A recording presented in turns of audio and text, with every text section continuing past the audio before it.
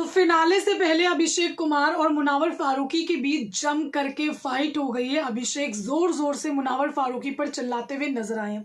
Well चलिए आपको बताते हैं कि एग्जैक्टली लड़ाई किस लिए हुई है। लड़ाई हुई है घर की ड्यूटीज को लेकर के।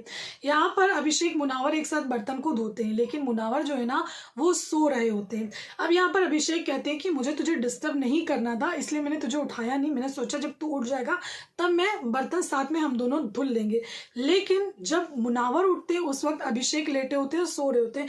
तो मुनावर ने सेम चीज ये करी कि उन्होंने अभिषेक को डिस्टर्ब नहीं किया, उन्होंने अरुण के साथ जो है ना बर्तन को घस लिया।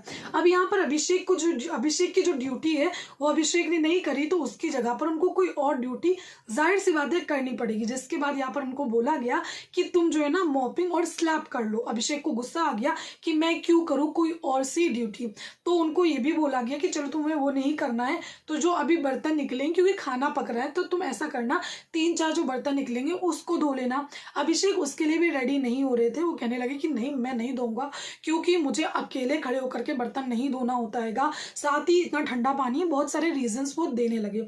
जिसके बाद इन दोनों के बीच बहस होने लगी।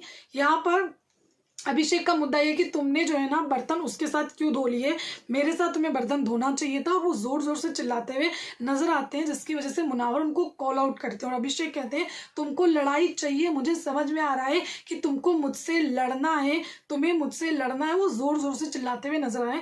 और जो घर वाले हैं उनको ये साफ तौर पर लग रहा है कि अभिषेक ये सारी चीजें जानबूझ करके कर रहे हैं, क्योंकि अभी इतना कम वक्त बचा है, तो ये सारी चीजें वो जानबूझ करके कर रहे हैं। और कहीं ना कहीं स्क्रीन पर जो हम देख रहे हैं उसमें भी ऐसा लग रहा है कि शायद ये चीजें जानबूझ करके हो रही, क्योंकि आप खुद देखिए ये कोई वैलिड रीजन नहीं है, वैलिड पॉइंट नहीं है जिसकी वजह से कोई लड़ाई हो। लेकिन यहाँ पर अभिषेक ने अपना आपा खोया और मुनावर को कहने लगे कि हाँ मुझे पता है कि तू क्या चाहता है, तुझे ये लड़ाई चाहिए ना, तू मुझसे लड़ना चाहता है ना। तो इस वजह से यहाँ पर अभिषेक अपना आपा खो करके मुनावर से लड़ रहे हैं। फिलहाल दोनों अभी एक दूसरे के अपोजिट बैठे हुए हैं। तो क्या लगता है आपको, अभिषेक जानबूझ करके फिनाले की वजह से ये सब कर रहे हैं या फिर ऐसी लड़ाई हो गई? Thank you.